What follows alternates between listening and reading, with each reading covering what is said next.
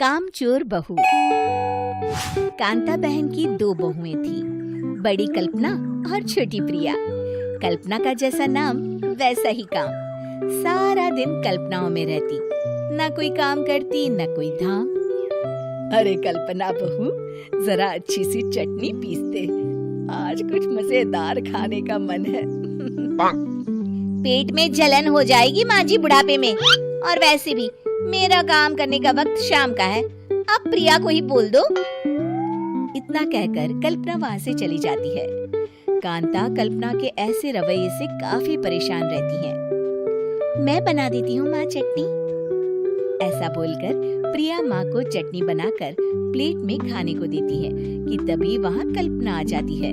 अरे वाह चटनी, जरा चख कर तो देखो, बड़े दिन हो गए।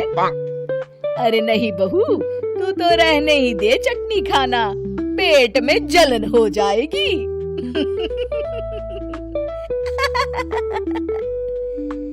इतना कहकर कांता और प्रिया दोनों हंसने लगते हैं।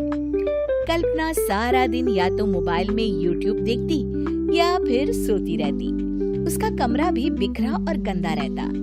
एक दिन कल्पना का पति अशोक उससे कहता है, अरे कल्पना, जानवर भी उस जगह को साफ कर लेता है जहाँ वो बैठता है, तुम तो इंसान हो, कैसे इतने गंदे कमरे में रह लेती हो? देखो सारा सामान यहाँ वहाँ बिखरा पड़ा है। ज्यादा अपनी माँ का बोल ना बोलो। हाँ, कमरा तुम्हारा भी तो है, गंदा लग रहा है तो साफ कर लो। पता नहीं तुम्हारे साथ मैं कैसे जिंदगी बिताऊंगा। इतना कहकर अशोक वहाँ से चला जाता है। कल्पना बस खाना खाने कमरे से बाहर आती और फिर से कमरे में चली जाती। इससे कांता बहन काफी परेशान रहती। एक दिन प्रिया कांता से कहती है, माँ, मैं सारा दिन काम करके थक जाती हूँ, आप कल्पना दीदी से कहिए ना कि सुबह और शाम का काम बांट ले। मैं तो अब सिर्फ एक वक्त का ही काम करूँगी। हाँ। अरे तू वो भी ना करना, एक बहू तो कामचोर थी ही, दूसरी भी आ गई काम ना करने के बहाने लेकर।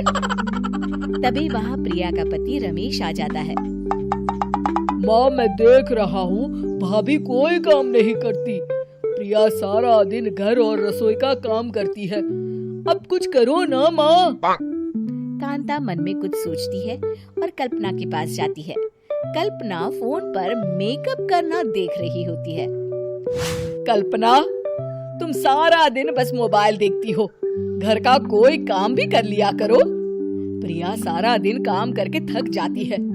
आज से मैंने फैसला किया है, एक वक्त का काम तुम करोगी, सुबह का खाना तुम बनाओगी और रात का प्रिया। आप लोगों ने काम को हवा बना रखा है। अरे पता नहीं थोड़ा सा ज्यादा काम करने में आप लोग घबरा क्यों जाते हैं। और हाँ, बहुत ज्यादा प्रिया की तारीफ मत करिए मेरे सामने, बड़ी बहू तो मैं ही रहूंगी। मैं कुछ नहीं जानती, कल सुबह मुझे वक्त से खाना चाहिए, रसोई में आ जाना, वरना कल से तुझे खाना नहीं मिलेगा। अगली सुबह कल्पना रसोई में नहीं आती है। वो देर से सोकर उठती है और बाहर आकर कहती है, अरे भूख लगी है, आज खाने में क्या है? इतनी देर हो गई, आज किसी ने मुझे उठाया भी नहीं, पता नहीं कहाँ है सब। कल्पना को घर में कोई नहीं दिखता। वो रसोई की तरफ जाती है जहाँ बड़ा सा ताला लगा होता है। अरे रसोई में ताला! ओ, मैं तो भूल ही गई थी। माँ ने आज से सुबह का खाना मुझे बनाने को कहा था। हे भगवान, इतने लोगों का खाना बनाना क्या आसान है? तभी घर के सारे सदस्य बाहर से वापस आते हैं। वाह माँ जी, मजा आ गया छोले भटूरे खाकर। मेरे मुंह में तो अभी भी स्वाद आ रहा है।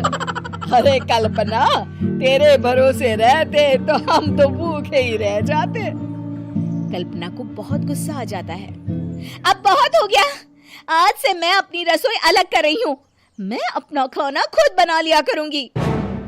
कल्पना अपनी रसोई अलग कर लेती है, पर आए दिन उसका देर से उठना और काम न करने की आदत से वो भूखी ही रह जाती थी। उसी के सामने घर के लोग अच्छे अच्छे पकवान खाते और कामचोर कल्पना को जैसे तैसे ही खाना बनाकर खाना पड़ता। पर एक दिन तो हद ही हो गई। माँ, दीदी आज सुबह से कमरे से बाहर नहीं निकली, हमें जाकर देखना चाहिए।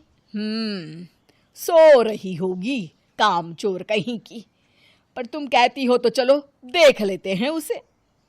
कल्पना कमरे में पेट पकड़कर बैठी होती है।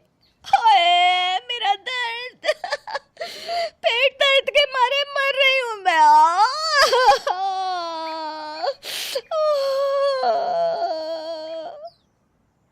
अरे दीदी, क्या हुआ?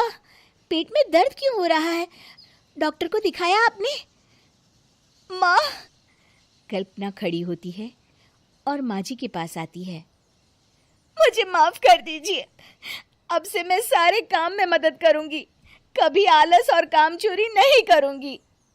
हाँ हाँ, वो तो ठीक है, लेकिन अचानक क्या हो गया जो तू काम करने को तैयार हो गई? कामचोर कल्पना। माँ, लगातार बासी और उल्टा पुल्टा खाना खाने के कारण मेरे पेट में इन्फेक्शन हो गया है। काम न करना पड़े इसलिए मैं 2 दिन का खाना एक दिन ही बना लेती थी। बासी और खराब खाना खाने के कारण लेने के देने पड़ गए। पेट में दर्द हो रहा है। चलो अच्छा हुआ, देर आए दुरुस्त आए।